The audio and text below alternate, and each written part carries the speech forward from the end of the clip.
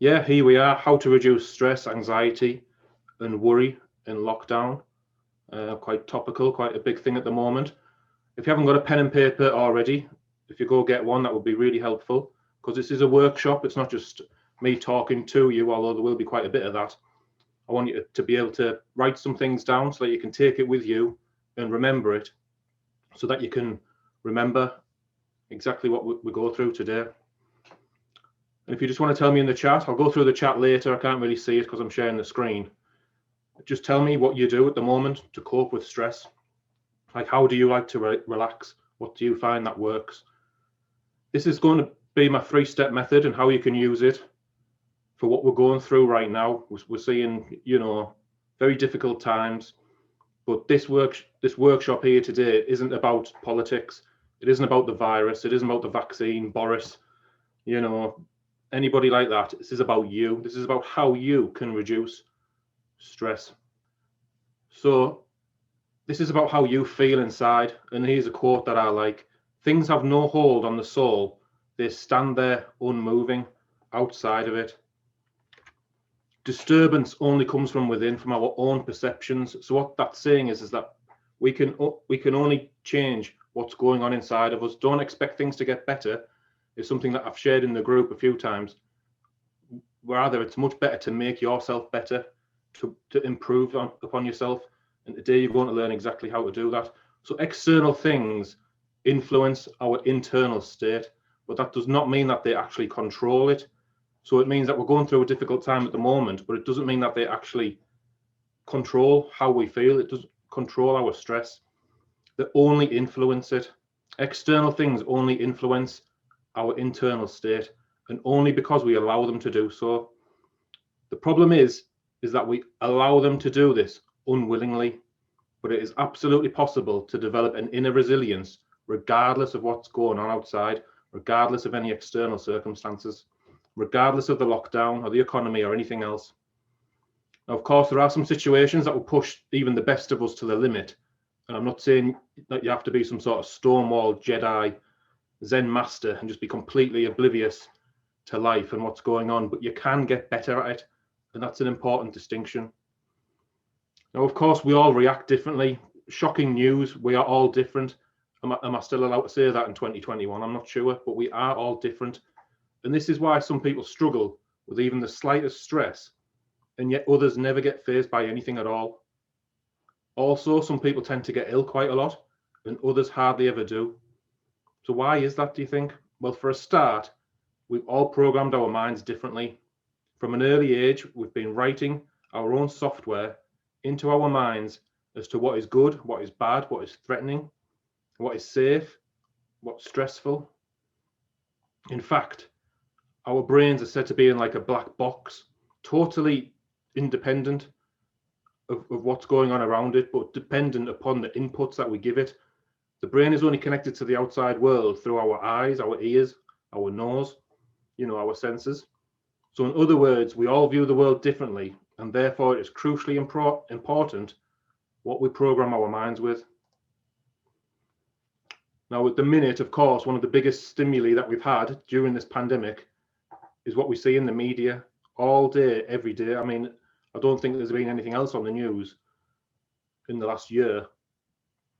The media have long had the philosophy as well that if it bleeds, it leads. They put the fear on the front page because that's what sells. And as a result, they pass on this fear, this anxiety, and this worry to you. So it really is best to limit how much news that you watch for your own good. And I know that might seem irresponsible, but you'll be the one with a healthier mind, body, and spirit at the end of the day. You can still look at the news to find out what's going on. I'm not saying just avoid it completely. Just try to limit it, especially if you're feeling, some anxiety now or some worry. Now, in my opinion, the media should be held accountable for the unnecessary fear that they've created during this pandemic. That might seem a bit extreme to say, and we're not going to go into that too much today, but here you can see how they alter our perceptions. But this is about you. I'm not going to go into that too much. So we must reduce these fear-based inputs as much as possible in order to maintain a healthy balance. Now, we aren't currently at war. We're not facing a tiger like this diagram here. And we're not looking down the barrel of a gun either. We have a global health concern. Yes, of course we do. Absolutely. But we mustn't allow ourselves to be put into unnecessary stress because of it. It's not an easy time for anyone, and I'm not trying to talk it down or minimize it. And many people have been badly affected. Of course they have. So if anyone's been affected in here today, you have my sincere condolences, and I'll help you in any way I can. But the aim today is to try to make sure that we reduce as much stress and worry as we possibly can. I hope that makes sense. So here we see in this diagram how a threat is perceived in the environment and what it is that triggers our stress response. Now, this situation that we see here is very, very real. It's a threat of being eaten by a tiger, of course. Now, one of our problems is that we stress over threats that are only in the mind, or something may happen to us in the future, but we should only ever activate our stress reaction to real threats that are in front of us, such as we see here. Here we see a quote from Mark Twain. I've had a lot of worries in my life, most of which never happened. Here we see the autonomic nervous system. So this is what happens when you get put into stress. You have two sides of this autonomic nervous system, or ANS, as I'm going to call it from here on out. You have the parasympathetic side, which is basically the stress mode. No, which is basically the rest and digest mode, sorry. And you have the sympathetic side, which is the fight or flight, which you've probably heard of. So when we see that tiger, we go into fight or flight. And that's it. You have two modes. You're either in stress or you're not. There isn't an extra mode for worry. There isn't an extra mode for anxiety. There isn't an extra mode for depression. These are all different expressions of the same sympathetic side of the ANS, or what I call stress mode. You're either in stress or you're not. This causes a lot of, when we are in stress mode, it causes a lot of internal damage through harmful chemicals and hormones like cortisol and adrenaline. These ones are designed to protect us in a life-threatening situation in the short term, but they're bad for us over the long term. So if we can just figure out how to get out of stress mode and back into rest and repair mode, back into this parasympathetic mode, doesn't it make sense that we will experience less stress and less anxiety and less worry? So this is what our life should look like if everything's fit and well and good. We should experience some stress, and you can see how the green line dips down as we're stressed, and our health's declining. Hopefully we manage to survive whatever it is that's made us stressed, you know, a tiger or whatever it may be. And then, assuming that we survive the threat, we rest and we recover, and the line goes up and down, goes up again. This is all good and well. This is totally natural and appropriate. This is how we were designed to be. Stress and then repair. And in fact, hopefully, we actually get to spend more time in rest and repair mode than in stress. And then we have healthy minds and healthy bodies, and everything's great. Here we see a book called Why Zebras Don't Get Ulcers. Basically, they go through this every single day, coping with the very real threat of being eaten at any moment, and then switching straight back into rest and repair mode, assuming that they survive. They are masters at it. They are much better at it than we are. So what's the difference? We struggle with this because we have more advanced brains than them. And that's something that we're going to look at shortly. But this is what we tend to see really for most people. Stress, stress, stress, stress, stress, and a little bit of repair, you know, like a holiday or something like that. But as soon as we're back to work again, down goes our well-being. And this is how most people are living nowadays. And we need to do something about it. So we might try to self-manage our stress with exercise or running a nice bath, or most people probably have a drink, you know, or some chocolate, some comfort food, maybe some drugs or whatever, to give us a short-term boost to try and relieve this stress that we have. But you know, this is really like trying to close the gate after the horse has bolted, and it only ever gives a short-term relief. It's no way to go on in the long term. Because of our big brains, we live with these imagined threats that aren't even real day in, day out, when the reality is that we are rarely in real danger. We are rarely staring that tiger or this lion in the face, or somebody with a gun. Now, as I've said, I accept that we're going through a once in a lifetime pandemic at the moment, and there's a lot more threat around than usual. And I'm not saying the virus isn't real, but I hope you understand what I mean when I say that we're putting ourselves under a lot of stress and worry for something that probably won't even be the biggest killer of 2020. Now, the figures aren't out yet, but this was 2019, and you can see that heart disease and stroke are the top three positions. COPD is 3, sorry. Heart disease is 1. Heart disease claimed globally 9 million lives, stroke over 6 million. So these are the huge things. This is the real pandemic for me. These are all linked very strongly to stress. I Googled this today off one of the websites about COVID, whether it's absolutely true or not, whoever really knows.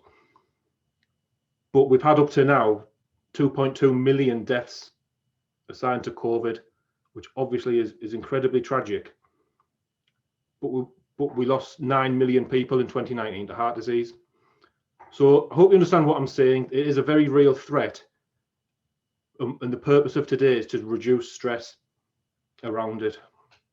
So now I'm going to give you my 3 favorite steps that will get you out of stress mode quickly and bring effective relaxation. And I do mean effective. I don't like things that work a little bit. I work things that really help. These 3 steps are like adding 3 new tools to your tool belt that you can draw upon at a moment's notice and feel a real difference in your life. It's great to have tools like this available to us because most people, I'm afraid to say, as we've just seen with those stats, are going about the daily life as if they're going into a gunfight completely unarmed. They've got no chance whatsoever unless they have some kind of coping mechanisms. Now, these steps work. This is a workshop, but you're only going to get benefit if you try.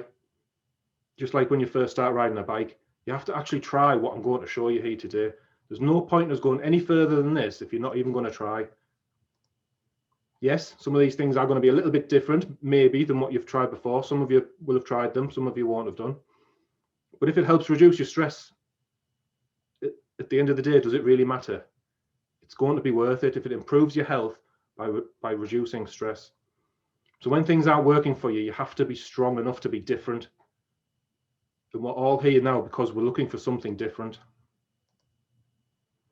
So let's get started with the easiest and quickest way I know of to get out of stress mode and get back into relaxation mode.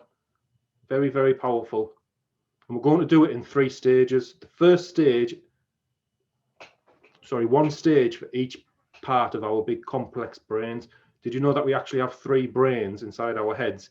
I know that sounds a little bit strange to say, but the first is our oldest part of our brain, what we call the reptilian brain, or the lizard brain, as it's more commonly known as. And this is this is the one that controls many automatic functions like breathing, heart rate, temperature.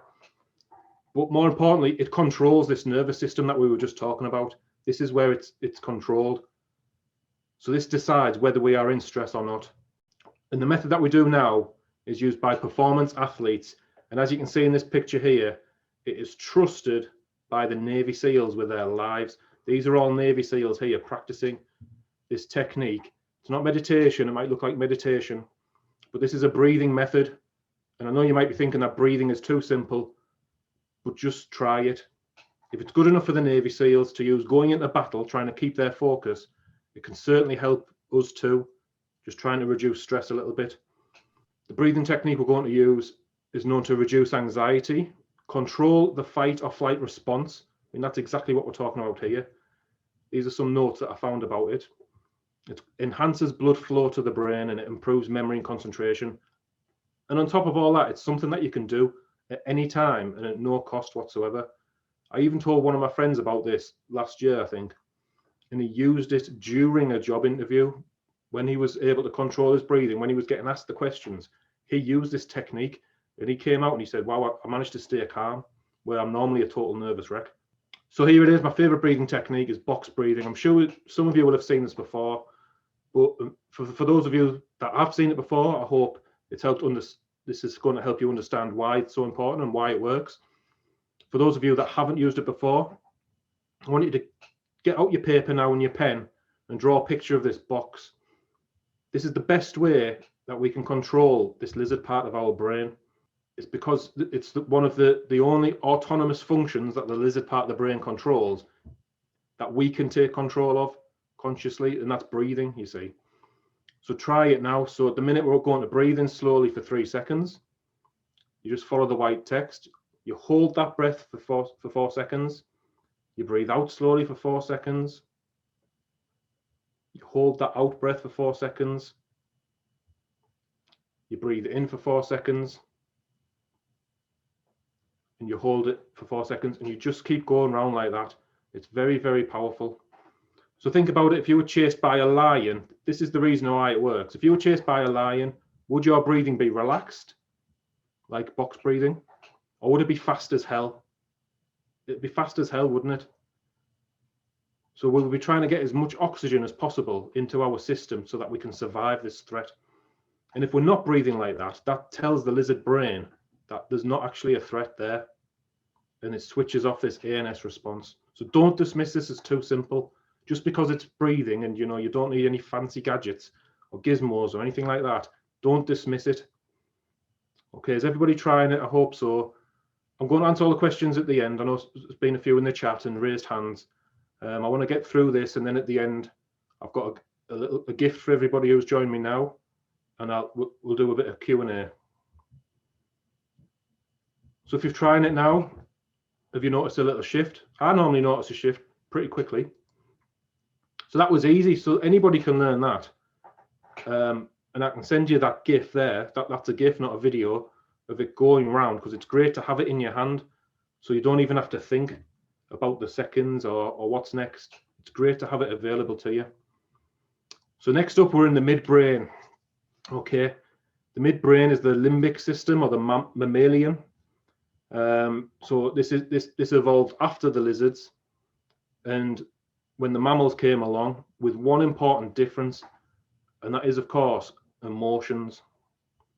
Mammals are emotional, social creatures, and understanding the true nature of emotions is a big part of what I do. I'm all about emotional resilience and teaching people that. Because we've spent centuries trying to solve our problems using our big brains, we tend to completely ignore our most fundamental nature, which is our emotions. And we try to outthink all of our problems. Here's a quote from the great man himself, Einstein, who said, "You can't solve your problems with the same thinking that we use to create them."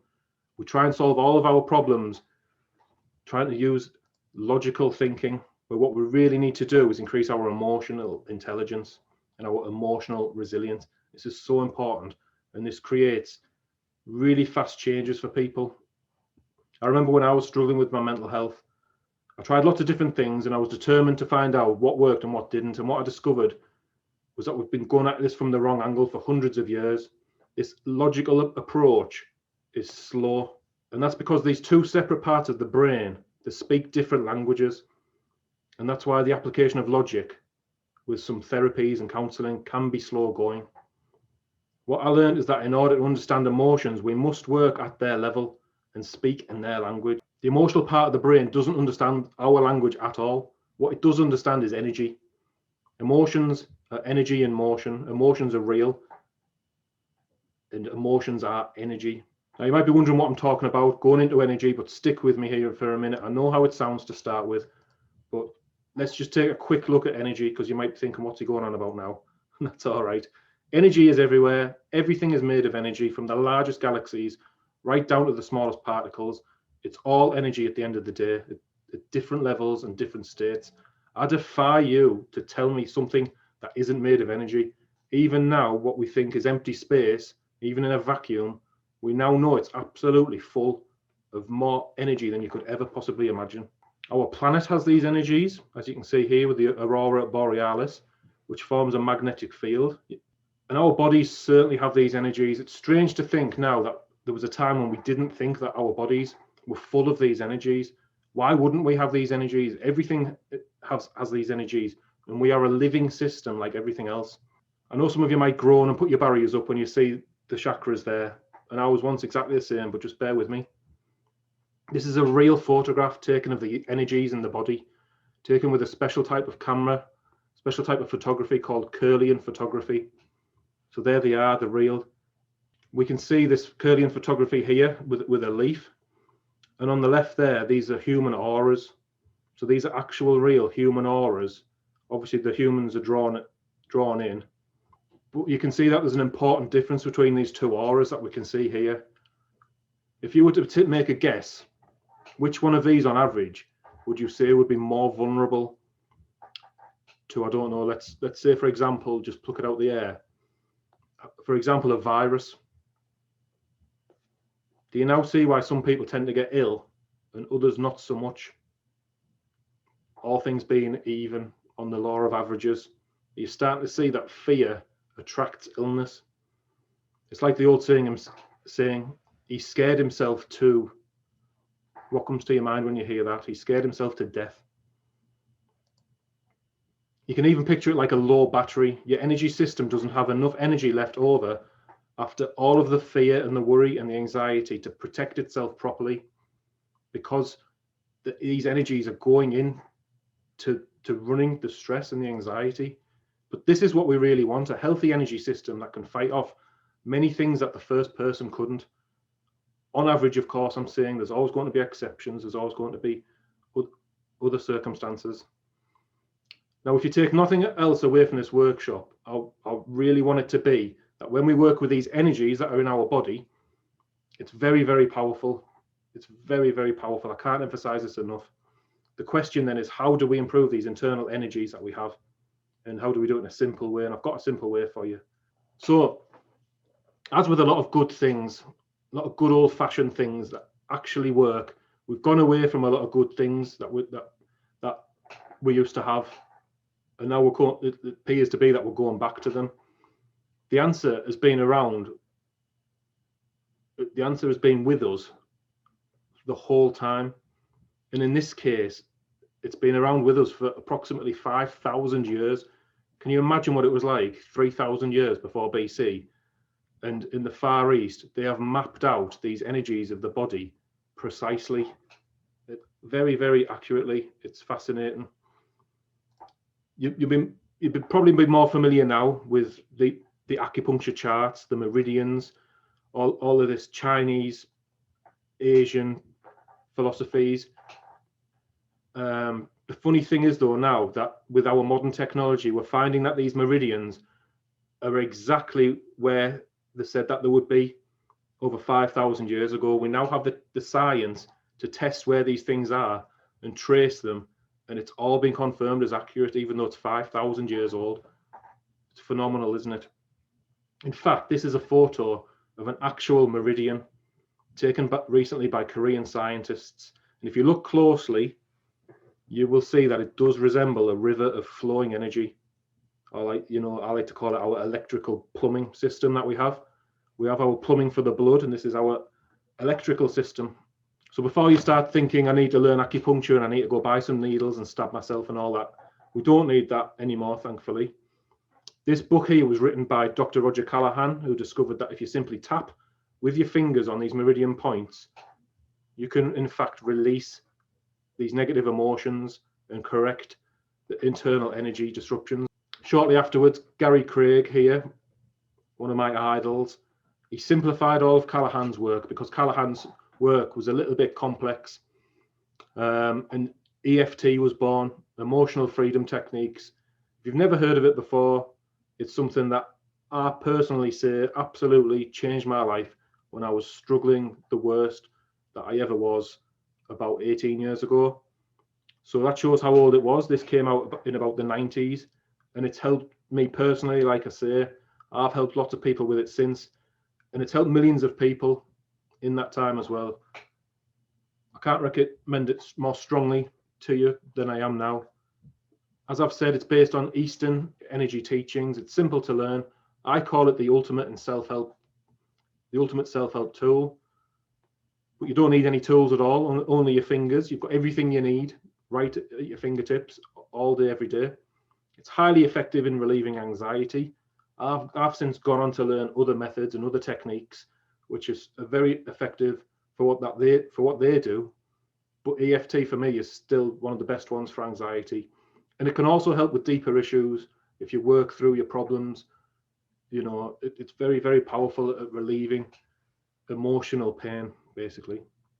Here are some authorities who recommend it, including the late Wayne Dyer. I don't know if you know all these people. Tony Robbins there, and some people along the bottom, including Bruce Lipton and Joseph McCullough, who has a huge health website in the USA, I believe, or he did. Here's some people doing it in action. A baseball player there, top left. An Olympian runner just before he's about to run, doing it top right. A Formula One driver there. I did know his name, but it's escaped me at the moment. I think Alonso, maybe. And bottom left, Camilla Parker Bowles. It says there she got rid of her fear of flying using EFT. In the United States, they have a program for veterans with PTSD, war veterans who are struggling with PTSD. And so far, that number there, I'm sure it'll be more now, over 20,000 US war veterans have recovered from PTSD using EFT. So that just shows how powerful it is. Now, the science is catching up as well. It's incredibly effective for all sorts of different areas, anxiety, PTSD, depression, you name it, it helps. And it's often much quicker than traditional therapy. There's some stats here where basically an effective treatment, statistically speaking, would be 0.5. You probably can't read that, and I apologize. But 0.5 would be a moderately effective treatment. 0.8 would be a very effective treatment. And for this, when treating PTSD, the effective treatment size was 2.96. So they are saying 0.8 is very effective, and EFT was 2.96. So there it is. And that's because you're treating the emotions, you're working with the right part of the brain, and you're not spinning your wheels just trying to think of it logically. So that's the second part of our 3-step method. The best thing is, as well, I've got to say, is that thousands of kids have been taught this as well, because it's so simple to use. So now it's your turn.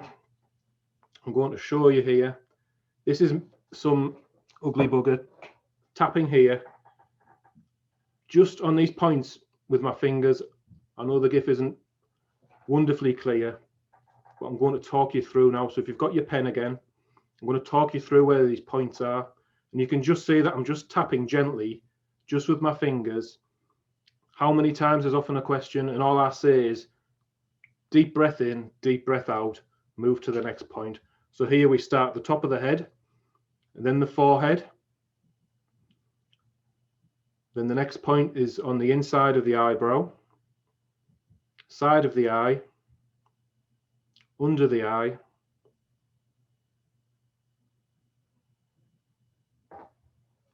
under the nose, on the chin, just below the bottom lip. Right there, I'm tapping on my collarbone, just where the collarbone meets in the middle. Now we'll go through the fingers here, and we'll just tap right next to where the fingernail is, on the skin next to the fingernail. At the end of this, guys, we'll go through this. If you want to try it now, we can go through it now. So top of the head, let's just do it. Come on, it's a workshop. Top of the head, just tap gently on the forehead. Take my glasses off. On the eyebrow point, side of the eye, under the eye, under the nose,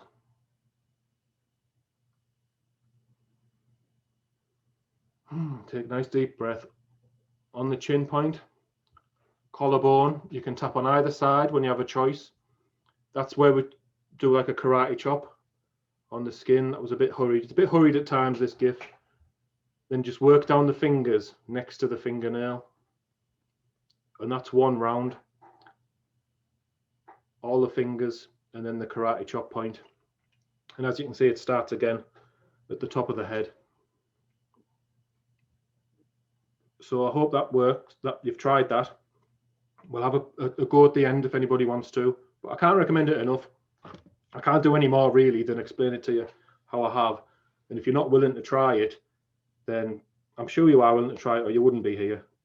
But these tapping points here, these provide the most relief for the widest range of emotional issues, because we have a whole range of emotions that all need to be worked with slightly differently.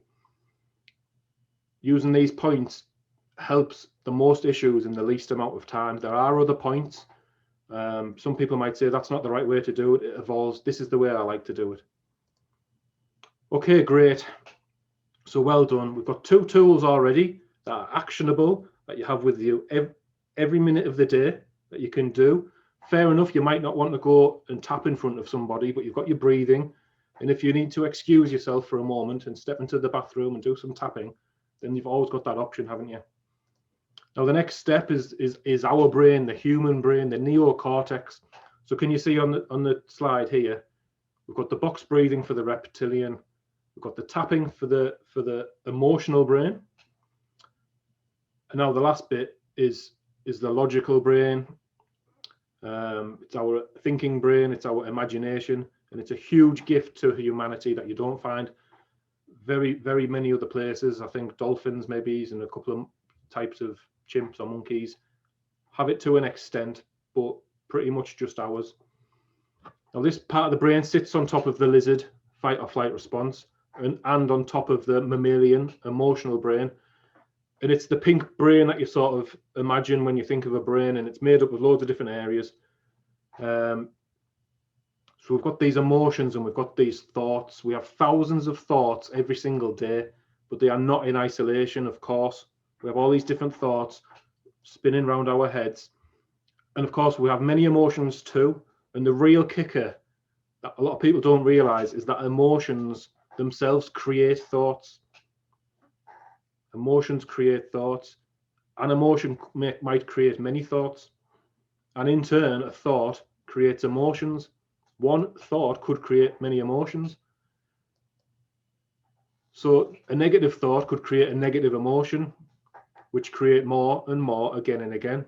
And they can soon spiral out of control if we're not too careful. There's no way I could draw all the possibilities on this chart. I know it's probably not the best, but it's just to show you how a thought can spiral into an emotion that spirals into another thought, into another emotion. Most of us look like this scribble on the left-hand side, when, as you can imagine, it is much better for us to have our minds like we see on the right-hand side in the blue. That's what we want. You may be familiar with this. These are the different types of brain waves. And guess what? These brain waves are just another type of energy, just different stages of energy. It's measured there as a frequency in hertz. So a hertz is a cycle per second. Most people are in this beta level of 13 cycles to 30 cycles per second. Most people are in that all day long, and that is an absolute perfect frequency for stress. Whereas what we really want is to slow the mind down. And what we really want is to be able to move into alpha waves as much as possible, where we're only looking at between 8, and it says here 12.99 hertz. Let's just say between 8 and 13, roughly, of course. So this is what meditation is about. This is what mindfulness is about, slowing the mind down.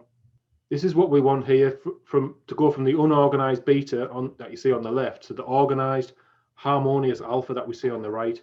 And it has tons of incredible benefits, as I'm sure many of you are already aware. You may have tried this before. If you have your own meditation technique or practice or mindfulness, then stick with it. I'm not going to try and teach you something new. There's lots of stuff out there at the moment. There's a good one on Netflix. There's things on YouTube. But if you've always struggled with meditation, I hope you now see why. It's probably because it's still in stress mode. And it's probably because you had lots of emotions running wild.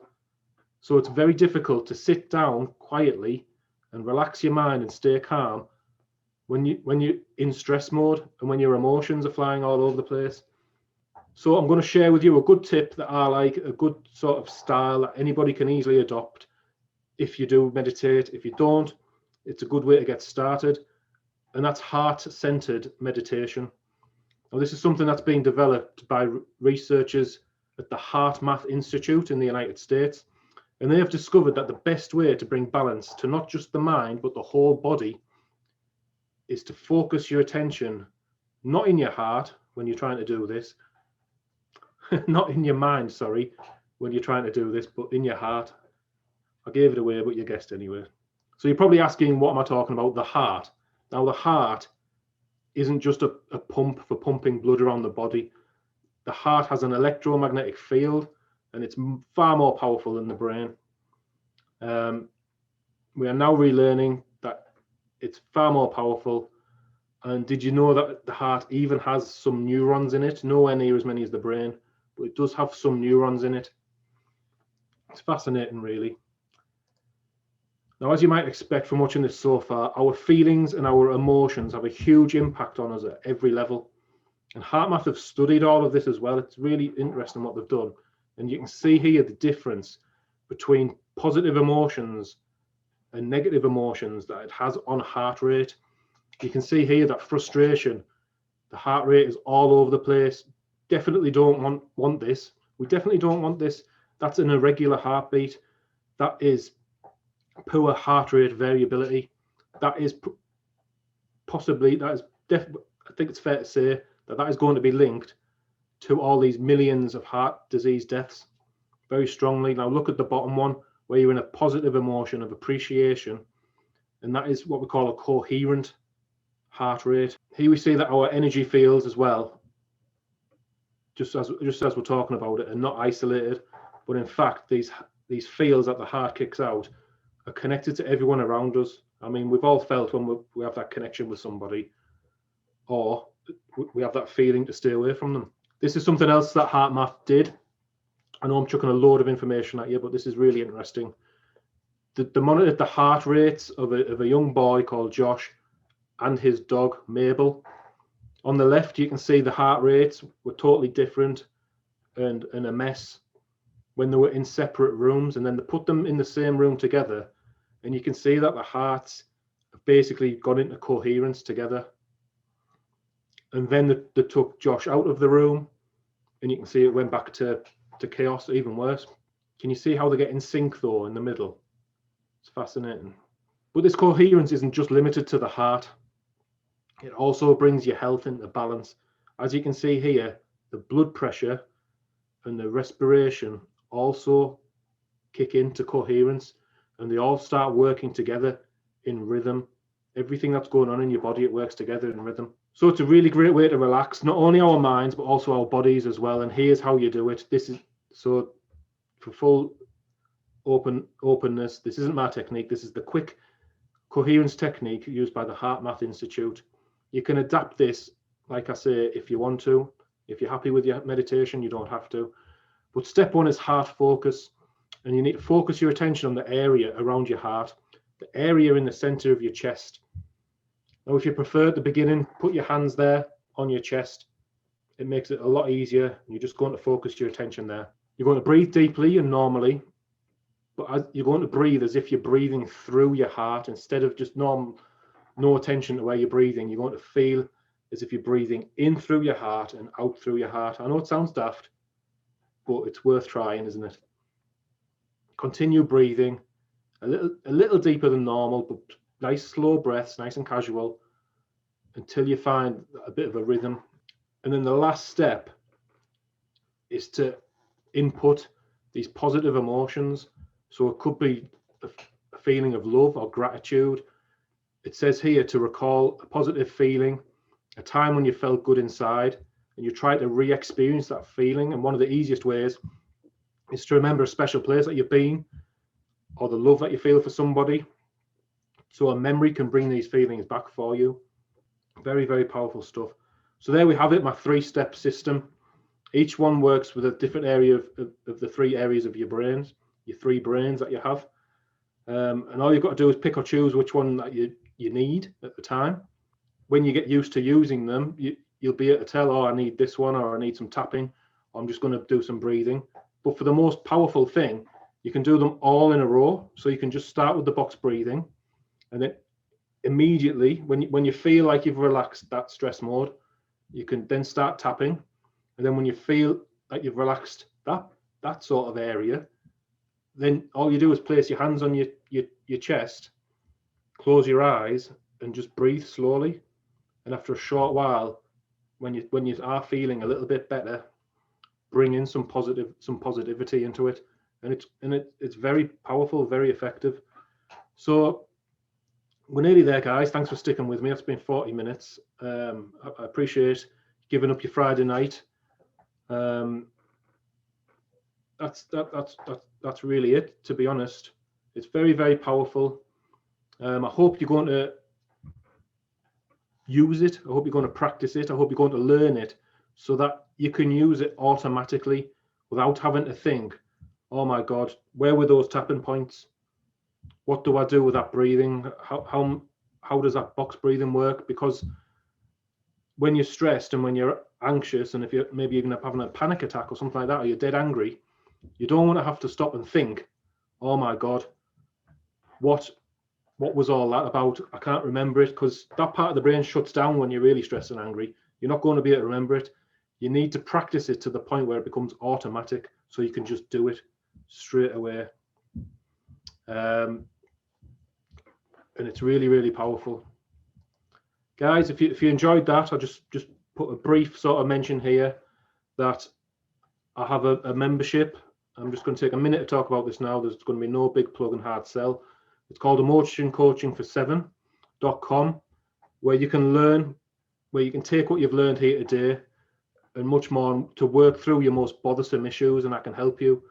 I've helped over 1,000 people in the last few years, and in this membership you get full training on how to do it for yourself, how to take these principles of the energy work, and to work through your difficult things. And I've seen an awful lot of really good results in the last few years. I'm not going to throw all the results at you now. I'm going to share more in the Facebook group as we go forward. This membership here has a members only call twice a month on Zoom, just like this.